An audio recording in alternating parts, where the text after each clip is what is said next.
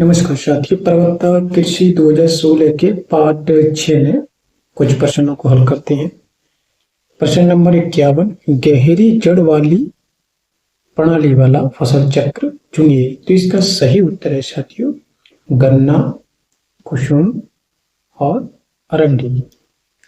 क्योंकि साथियों जितने भी एक बीज पत्रीय जो बीज होते हैं और उनके पौधे होते हैं उनमें क्या होता है, उथली जड़ें पाई जाती हैं, जैसे गेहूं, जई, जौ, मक्का इत्यादि। जबकि जो द्विबीज पत्री पौधे होते हैं उनकी जो जड़ें होती हैं वो गहराई से पोषक तत्वों को लेती हैं, जैसे कुकुरबिट्स, क्रूसीफेरी और लेग्यूम। तो इसमें सही कौन सा है आपका? ये सही है आपका बी। प्रश्न नंबर 52, कृषि विकास में प्रसार शिक्षा यानी शिक्षा की भूमिका मुख्यतः है। तो साथियों सबसे पहले समझते हैं कि ये एक्सटेंशन एजुकेशन या प्रसार शिक्षा किस तरह की होती है। तो इसमें क्या होता है, अनौपचारिक शिक्षा है। अनौपचारिक का मतलब होता है कि ये शिक्षा विद्यालय कॉलेजों के बाहर दी जाती है, यानी किसी भी बाउंड्री के अंदर नहीं दी जाती है। दोहरी प्रणाली शिक्षा है, यानी इसमें किसान उस शोधकर्ता से सीखेगा या शोधकर्ता उस किसान से सीखेगा। इसमें शिक्षार्थी विस्मांगी होते हैं और ये ऐसी शिक्षा होती है जो आजीवन तक चलती रहती है। इसका जो मुख्य उद्देश्य होता है वो ग्रामीण जनता का सर्वांगीण विकास करना है। तो ये प्रसार शिक्षा क्या करती है, ये कैसी होती है? कैटालाइटिक। तो सही उत्तर है आपका डी। प्रश्न नंबर 53, ताजा दूध का पीएच है। तो साथियों ताजा दूध जो होता है उसका जो पीएच मान होता है इसमें सही है 6। ये 6 से और 6.66 तक ये वेरी करता है। एक शब्द होता है साथियों जिसको बोलते हैं बफर वैल्यू।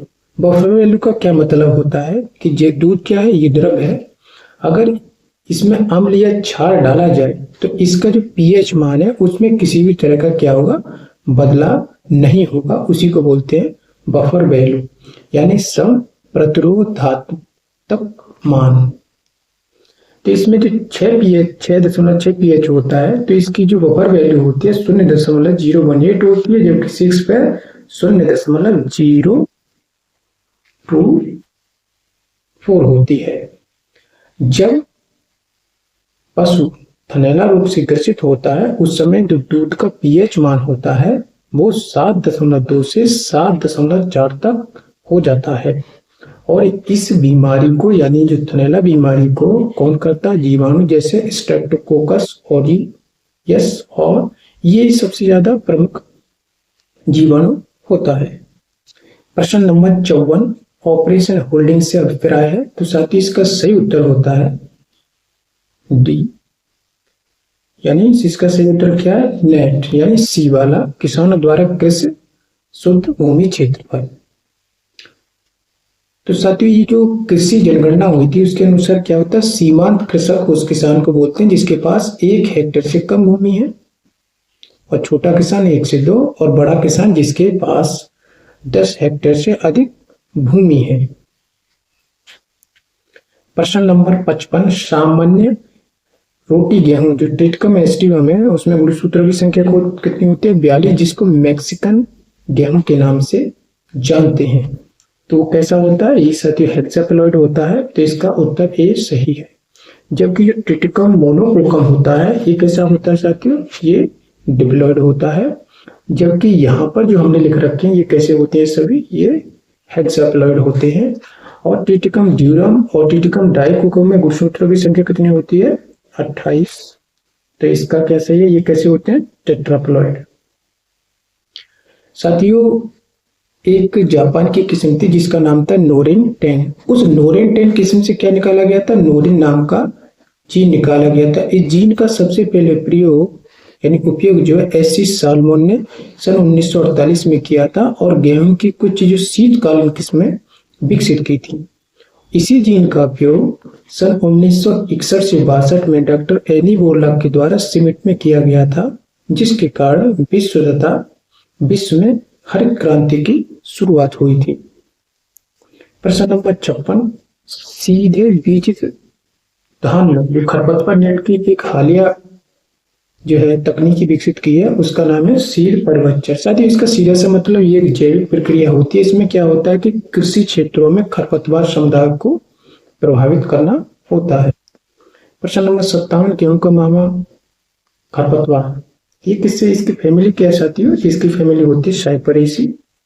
इसका तना कैसा होता है, तिकोना, और शीश पर 3 पत्तियां पाई जाती है, बेलनाकार तना होता है तथा इसको क्या बोलते हैं, सेजिस यानी मोथा। प्रश्न नंबर 58, जब F1 जो संकर होती है उसका क्रॉस जब उसके पेरेंट्स के साथ कराया जाता है तो साथ ही इसको बोलते हैं पितृ संकरण या इसको बोला जाता है बैक क्रॉस।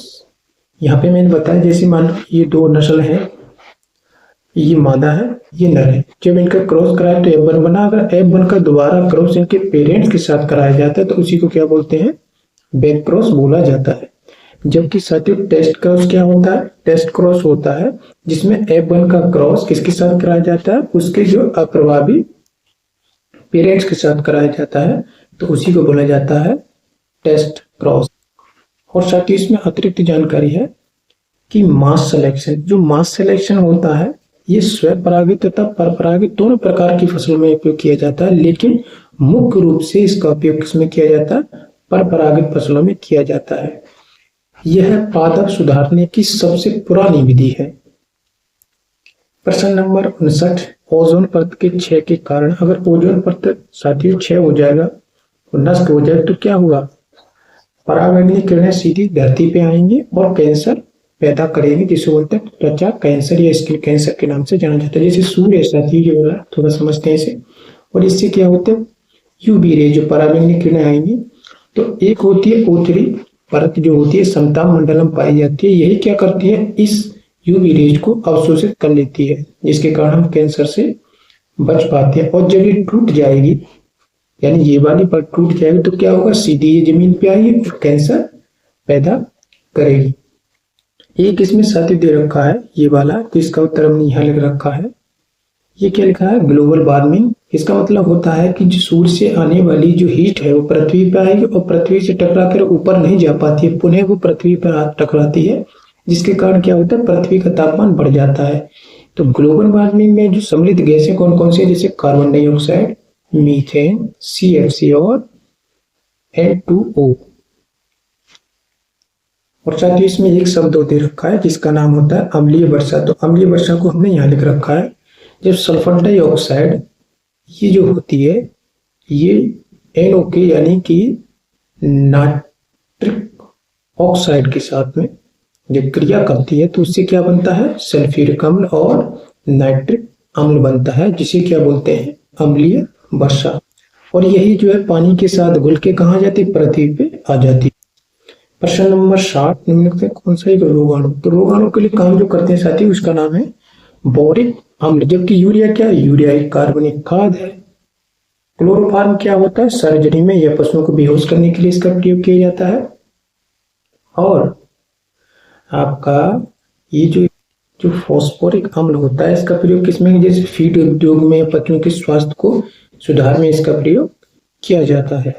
तो इस वीडियो में इतना ही साथियों, धन्यवाद।